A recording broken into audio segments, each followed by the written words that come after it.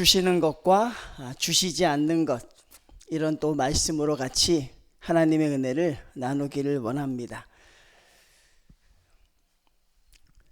우리가 추수감사주의를 맞습니다. 성도님들, 올 한 해 하나님이 주신 것이 많으십니까? 하나님이 구하는 것 다 이루어 주셨습니까? 생각해 보면 그렇게 많지 않은 것 같아요. 저도 한번 생각해 봤는데, 하나님이 올해 한 해 나에게, 우리에게 어떤 것을 주셨을까? 그렇게 생각해서 한번 쓰려고 했는데 그렇게 많은 것을 쓸 것은 없었습니다. 그래서 한번 억지로 생각해내서 몇 개를 더 추가하긴 했어요. 근데 그게 하나님이 우리에게 주신 감사의 모양이지요. 자, 우리는 거기서 항상 시작을 합니다. 성도의 감사는 일단 주신 것으로부터 시작을 해요. 그리고 그것에 대해서 감사할 수 있어야 합니다. 그런데 오늘날 우리가 살아가는 이 삶 자체는 거기에만 감사가 머무르면 우리는 항상 범사에 감사할 수 없는 그런 삶을 살 수밖에 없어요. 주시는 것에만 감사하면 안 된다는 것이죠. 여러분, 우리가 이 세상에서 가장 사랑하는 것은 우리의 가족입니다. 특별히 사랑은 내리사랑이라고, 부모님도 참 사랑하지만 어쩔 수 없는 본능이 우리는 우리의 자녀들을 정말 사랑하지요. 더군다나 자녀들이 예전처럼 많지 않습니다. 많아야 하나, 또 둘에 그치기 때문에 그 자식들을 되게 끔찍하게 여기죠. 자식이 원하는 것 다 주고 싶은 마음이 있어요. 그렇죠, 성도님들? 자식이 부모에게 원하는 것 다 해주고 싶어요. 그리고 그것을 해주지 못할 때 마음에 안타까움이 있습니다. 그리고 나에게 왜 그런 능력이 없을까? 가슴을 태우기도 하지요. 그게 부모의 마음입니다. 다 주고 싶어요. 모든 것 해주는 것 다 주고 싶습니다. 왜? 사랑하기 때문에. 그런데 또 이런 생각도 해볼 수 있죠. 너무나 사랑하기 때문에 주지 않는 것들도 있습니다. 너무나 사랑하기 때문에 우리의 자녀들은 간절히 구하고 원하지만 그 아이를 너무나 사랑하기 때문에 주지 않고 우리가 가지고 있는 것들도 있어요. 딸아, 아들아, 내가 너를 너무나 사랑하기 때문에 이것은 너희가 구하지만 줄 수 없겠구나. 그런 것들이 있습니다. 여러분, 맞지요? 반드시 있어요. 자, 추수감사절, 하나님이 우리에게 주시는 것으로 감사하는 것으로 알고 있습니다. 많은 성도들이 하나님이 올 한 해 나에게 무엇을 주셨을까? 그것을 놓고 감사하지요. 그런데 여러분, 하나님이 주시지 않은 것으로 감사할 마음은 없으십니까? 하나님이 나를 사랑하셔서 나에게 주시지 않은 그것, 내가 그렇게 구했어도 하나님이 허락하시지 않은 그것에 대해서 여러분 감사할 준비도 되어 있습니까? 그런 마음으로 하나님의 전에 나왔느냐 하는 것이죠. 하나님께 간절히 구했습니다. 그렇지만 하나님이 우리에게 주시지 않은 것들이 있어요. 이 현대를 살아가는 성도들, 제가 여러분의 삶의 과정을 조금씩은 압니다. 성도님들이 무엇을 구하는지, 어떤 일들이 있는지, 그리고 어떤 과정 속에서 어떻게 되어야 하는지 여러분의 삶을 조금 알아요. 그래서 하나님이 그 기도를 들어주셨으면 합니다라고 참 하나님께 간절히 구할 때도 있습니다. 그런데 하나님이 주시지 않은 것에 대해서 하나님이 나를 사랑하셔서 주시지 않은 것인 줄로 믿습니다. 그렇게 여러분 감사하는 성도가 되어야 우리가 앞으로 이 세상을 살아갈 수 있고, 성경에서 우리에게 말하는 궁극적으로 범사에 감사할 수 있는 인생이 된다는 것입니다. 우리 엄집사님 오셨지만 우리 김경임 집사님 얼마나 사랑하십니까? 어떤 기도 하셨겠어요? 하나님 회복시켜 주십시오. 우리 성도들도 그렇게 기도했습니다. 하나님 회복시켜 주십시오. 하나님의 전에 나와 같이 뛰며 울 수 있도록 도와주십시오라고 기도했지만 하나님은 그 기도에 대해서는 주시지 않는 것으로 응답하십니다. 저마다 각자의 목적이 있습니다. 그것을 이루어가고 싶지요. 그런데 주시지 않는 하나님께 감사할 수 있는가? 하나님, 이것을 주셔서 감사합니다. 아니, 하나님, 이것을 주시지 않음에 감사합니다. 그러니 우리의 감사상이 풍족하지 않아도 우리는 감사할 수 있습니다. 우리의 감사상에 올릴 게 없어도 하나님 앞에 주시지 않은 것으로 감사할 수 있죠.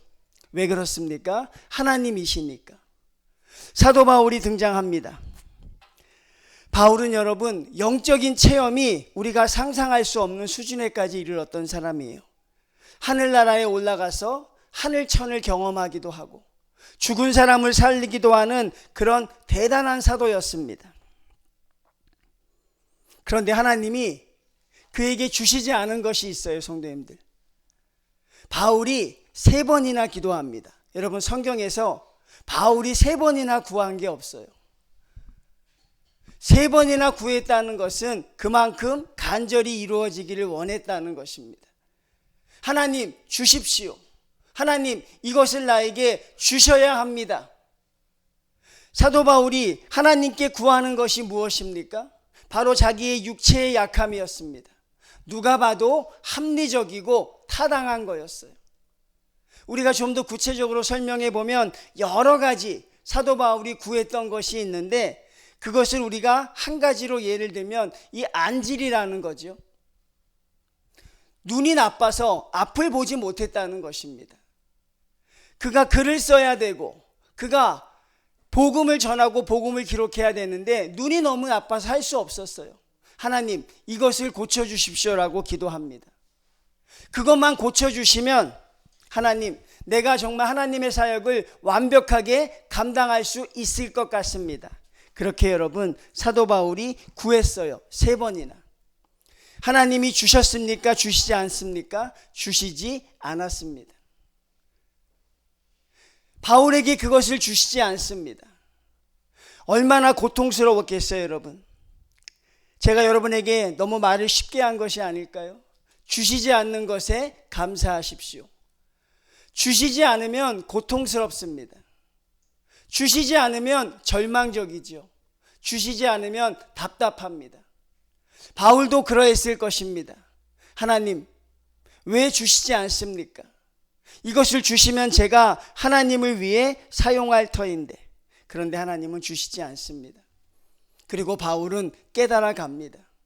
무엇을 깨닫습니까? 바로 하나님이 자기와 함께 하셔서 그것을 나에게 주시지 않는 것으로 깨달아 가는 것이죠. 성도님들, 부인하고 싶을 것입니다. 부정하고 싶을 것입니다. 믿음이 없는 사람은 하나님이 뭐 이래라고 말할 수도 있어요. 그냥 구하는 거 주시면 되는데, 그런데 제가 여러분에게 하나 전제를 드렸잖아요. 나의 자녀가 사랑스럽다고요. 그 자녀가 눈에 넣어도 아프지 않아요. 그런데 그 자녀를 사랑하기 때문에 자녀가 구해도 줄 수 없는 게 있잖아요. 자녀는 간절히 원해도 그 아이를 위해서 내가 이를 악물고 주지 않아야 하는 것들이 있어요. 바로 그럴 때 우리는 그 아이의 사랑을 느낄 수 있는 것이죠. 바로 하나님이 우리를 바라볼 때 정말 그런 것이 아닐까 생각을 하게 됩니다. 짐작만 하는 거예요. 하나님이 우리에게 주시지 않는 것, 우리를 사랑한다는 그 표시라는 제가 그 정당성의 명제를 이야기하는 게 아니라 여러분이 느끼셨으면 좋겠다는 거예요. 여러분의 자녀에게 모든 걸 다 주십니까? 우리 아이들이 철없이 구하는 것 다 내주십니까? 그렇지 않다니까요. 절대 주지 않는 것들이 있어요.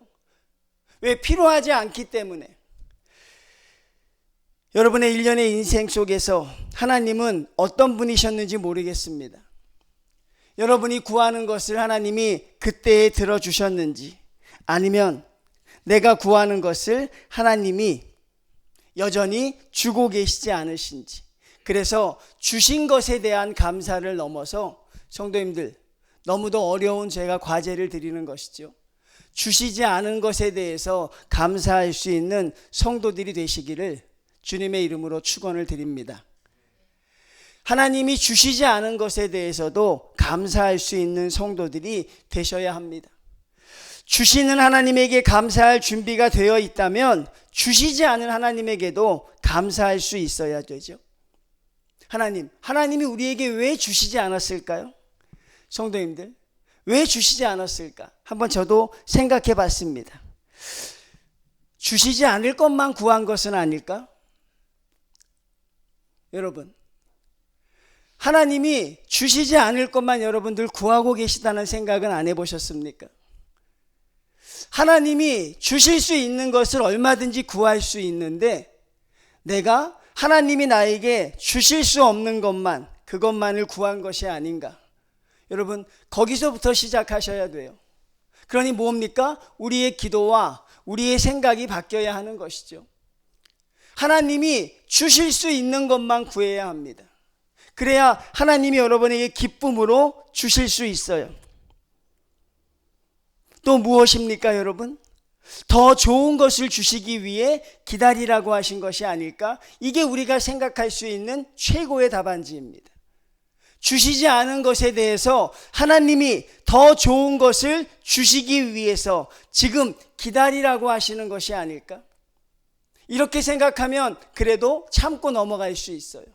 그 다음에 또 하나 생각할 것이 있어요. 그게 무엇이냐면 이미 주셨는데 내가 아직 깨닫지 못하고 있는 것이 아닐까? 하나님은 이미 주셨는데 내가 지금 깨닫지 못하고 있는 것이 아닐까? 그런 생각을 합니다.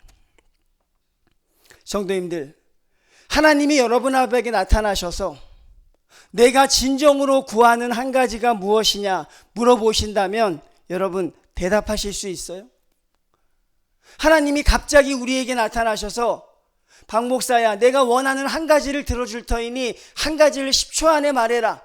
구할 수 있어요? 머릿속이 복잡할 것 같습니다. 자, 오늘날 우리의 기도가 하나님 앞에 온전히 우리의 하나님이 우리에게 주시지 않는 것은 무엇이냐면 성도님들이 사실 무엇을 구해야 되는지조차 모른다는 거예요. 우리가 무엇을 구해야 되는지조차 알지 못합니다.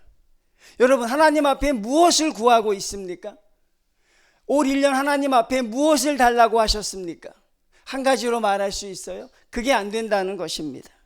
하나님 앞에 내가 무엇을 원하는지 알지 못하는 사람은 하나님이 그 기도에 응답해 주셨는지 그것도 알지 못한다는 거예요. 그저 세상 사람들이 구하는 그것을 구하고 있어요. 다른 사람들이 많이 구하는 아주 인기 있는 리스트를 통해서 그것만 구하고 있어요. 하나님이 우리에게 원하는 것이 그것일까? 여러분에게 제가 묻잖아요. 하나님이 여러분에게 나타나셔서 내가 내 기도를 들어줄 테니 한 가지만 말하라고 한다면 여러분 무엇을 말할 수 있습니까? 그리고 여러분 그것을 구하셨습니까? 2024년 한 해 하나님 앞에 그것을 구하셨습니까? 주님 앞에 기도하면서 신앙생활하면서 하나님이 우리에게 원하는 강력한 한 가지가 있음을 아는데 여러분이 그것을 구하셨느냐 하는 것이죠. 그것을 구했다면 우리는 감사할 수 있어요. 왜냐하면 하나님이 우리를 인도하시는 과정 속에서 충분히 위로를 받았고 하나님으로부터 소망을 가졌기에 그런 마음을 가질 수 있죠. 그러니 성도의 감사라는 것이 사실 하나님 앞에 어떤 것을 구해야 하는 것부터 하나님이 어떤 응답을 주셨느냐 그것으로 우리가 마무리할 수 있어야 하는 것이죠. 하나님이 성도들을 버리시는 경우가 있다 그래요. 하나님이 성도들을 저주하는 경우가 있다. 하나님이 여러분을 버리시면 어떻게 될까? 두렵지요, 성도님들. 많은 성도들이 하나님이 당신을 버립니다 하면 아이고 내가 몸이 아파 죽을 병에 걸릴까? 아이고 내가 직장에서 어떻게 될까? 내가 가지고 있는 것들을 잃어버릴까? 나의 자녀들이 어떻게 될까? 그런 생각들을 해요. 우리가 그런 생각 속에 사로잡혀 있으니까 하나님 앞에 감사의 내용이 단순해지는 거예요.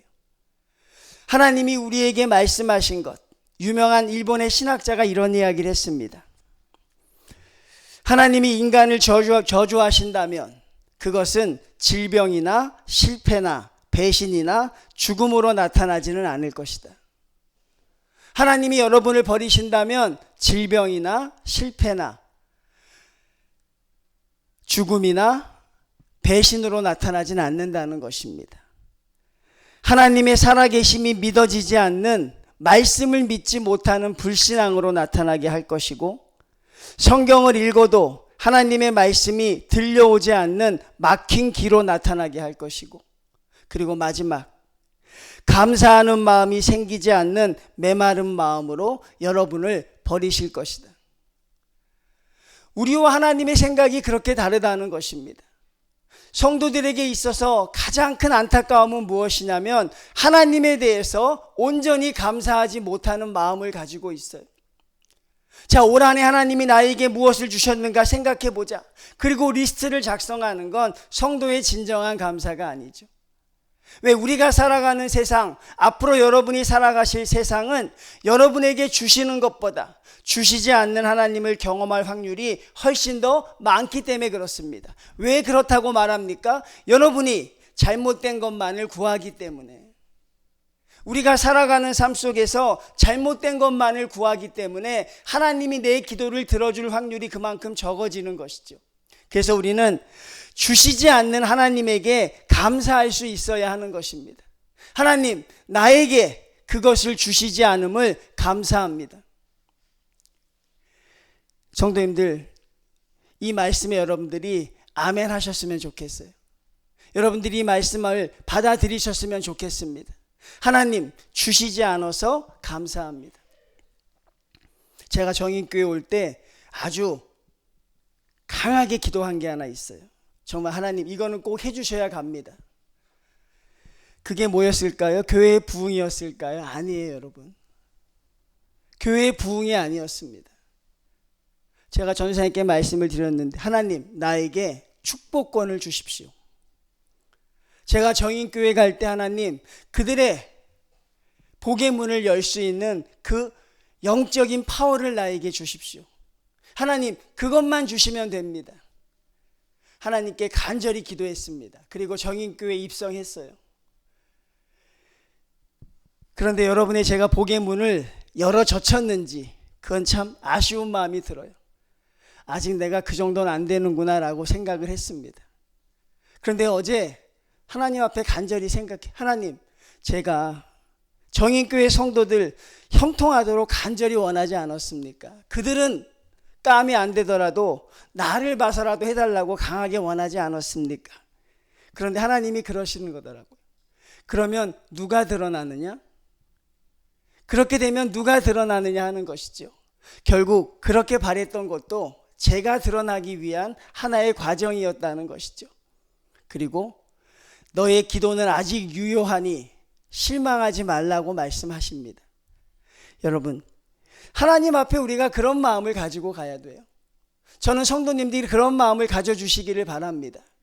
일희일비하지 마십시오. 형통함에 매몰되지 마십시오. 성도님들, 아무것도 아닙니다. 이 1년을 정해서 하나님이 나에게 어떤 감사의 조건을 주었는가 그렇게 생각하지 마시고, 하나님 주셔서 감사합니다. 주시지 않으면 더 감사합니다. 하나님, 나를 위해 주시지 않은 줄로 믿습니다. 고통스럽지요. 안타깝고 절망이 있지만 하나님은 반드시 그 가운데 여러분에게 위로함을 주실 것입니다. 사도 바울이 그것을 깨달은 거예요. 하나님, 왜 나를 이렇게 어렵게 하십니까? 바울은 기도하는 중에 고통의 의미를 분명하게 깨닫습니다. 하나님이 자기에게 주시지 않는 이유를 깨닫습니다, 여러분. 여러분, 주신 것으로 감사하는 자리에서 넘어서서 주시지 않는 것으로 하나님께 기도해 보십시오. 하나님, 왜 주시지 않으셨습니까? 하나님, 왜 데려가셨습니까? 하나님, 왜 그렇게 하셨습니까? 그때 기도할 때 하나님의 의미를 알게 될 것입니다. 바울은 그 의미를 깨닫습니다. 어떻게 깨닫습니까? 하나님, 제가 교만해질까봐 저를 겸손하게 하시기 위한 것임을 깨닫습니다. 하나님, 내가 약해야 하나님의 말씀을 전하게 되는 것을 깨닫습니다. 하나님, 저에게 그것을 주시지 않은 것을 감사합니다. 그리고 더 이상 바울은 그것을 구하지 않습니다. 그리고 하나님의 은혜가 온전하게 되었다는 것, 그런 고백을 하게 되는 것이죠. 저는 여전히 성도님들의 앞길이 형통하기를 간절히 바랍니다. 여러분들의 모든 일들이 다 잘 되기를 바랍니다. 보는 시험마다 척척 붙기를 바라고요. 여러분이 서류 내는 것마다 다 합격하기를 바라고, 기도하는 것마다 다 이루어지기를 바라고, 아무리 어려운 중환자라도 손을 대면 살아나기를 바랍니다. 그런데 그건 우리의 뜻인 것이요. 하나님이 우리에게 주시지 않은 것은 반드시 이유가 있다는 것입니다. 너희 중에 아버지 된 자로서 누가 아들이 생선을 달라 하는데 생선 대신에 뱀을 주며 알을 달라 하는데 전갈을 주겠느냐? 너희가 악할지라도 좋은 것을 자식에게 줄 알거든. 할렐루야.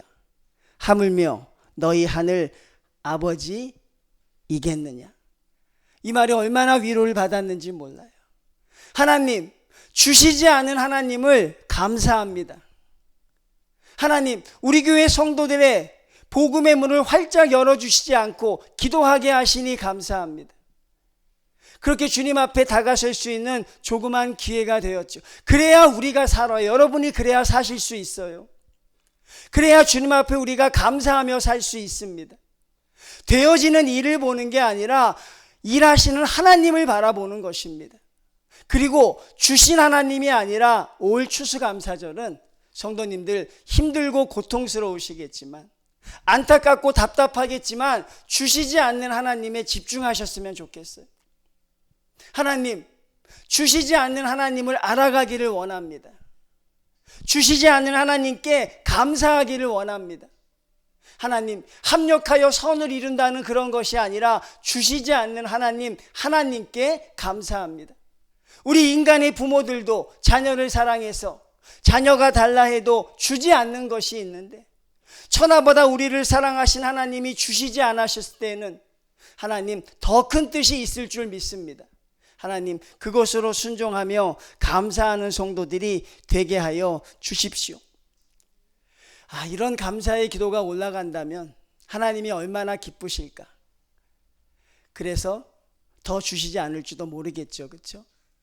여러분, 그게 우리에게 두려움은 있습니다. 그런데 우리 하나님을 믿으시길 바랍니다. 반드시 하나님이 여러분과 함께해 주실 것입니다. 좋은 것을 주시기 위한 기다림이라고 생각하시고 하나님의 은혜 가운데로 나가는 성도님들이 되시길 바랍니다. 여러분과 인격적인 관계를 맺고 계시는 하나님 안에서 성도님들, 무엇을 구하고 계십니까? 무엇을 원하고 계십니까? 지난 1년 동안 어떤 것에 여러분들이 구하며 살아가셨습니까? 그러니 여러분, 구한 것을 하나님 왜 주시지 않습니까에 집중하는 게 아니라 하나님 앞에 구하는 것에 집중하셔야 합니다. 하나님이 주실 것만 구하셨으면 좋겠어요. 하나님이 여러분에게 주실 수 있는 것만 구하셨으면 좋겠습니다. 하나님이 기쁨으로 주실 수 있는 것만 구하십시오.